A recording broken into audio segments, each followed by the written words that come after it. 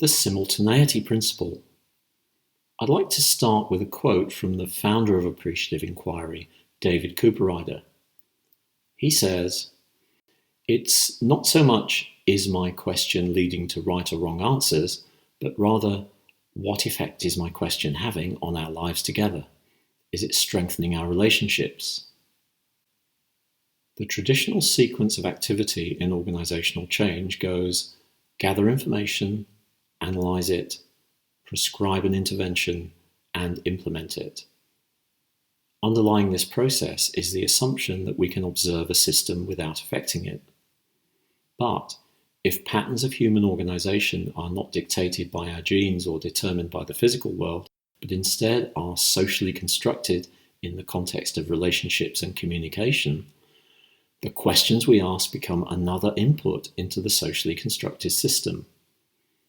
They have effects on the listener, putting certain ideas and images in their mind and excluding others, and directing their attention along certain avenues of inquiry while closing off others. The inquirer or analyst is also influenced by the frames set up by the questions.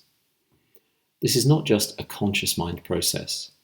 Through the psychological effect known as priming, the associations evoked at an unconscious level by words, images, or concepts influence our thought patterns, our behavior, and even our abilities.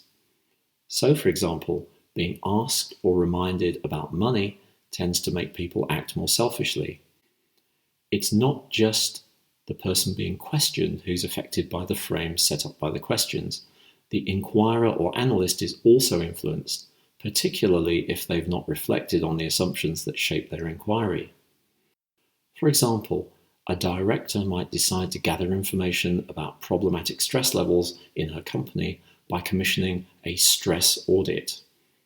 Everyone in the company fills out a questionnaire, and some are interviewed about sources of stress, bringing the subject to the forefront of their attention.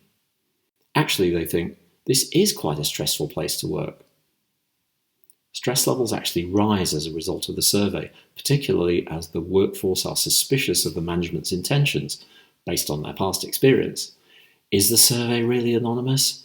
Will my comments about the stressors in my department enable the response to be traced back to me? The stress audit naturally raises expectations among the staff that the employer will do something about stress levels.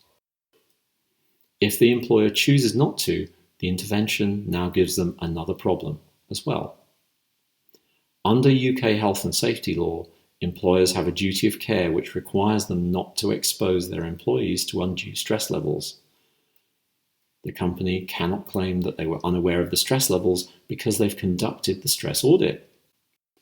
The way that we ask the questions also has an effect, because the interviewees interpret the meaning of the questions in the context of the non-verbal information or paralanguage that they can pick up. This would include the manner of the interviewer in face-to-face interviews. Is it brusque, sympathetic, apparently just ticking boxes, or ideally, interested and fully present? It also includes the metaphorical tone of voice of both live interviews and written questionnaires, how the questions are phrased, and how the interview process is introduced to the workforce. Inevitably, the people being interviewed will evaluate the real meaning of the information gathering process against the backdrop of these factors. They'll also try to divine the real intention of the diagnostic process. Are the interviews designed to help us? Are we being checked up on? Is it a prelude to deciding which of us to let go? How much can we trust the interviewers?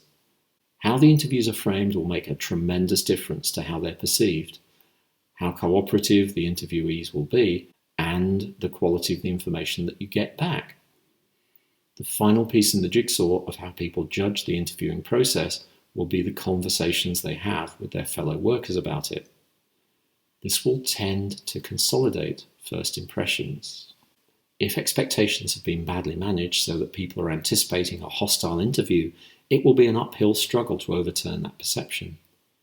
Even if the actual interviews turn out to be pleasant, useful, and sympathetic, they will be evaluated and discussed in the light of prior expectations. So in human relationships, as in science, the observer is not separate from the system being observed.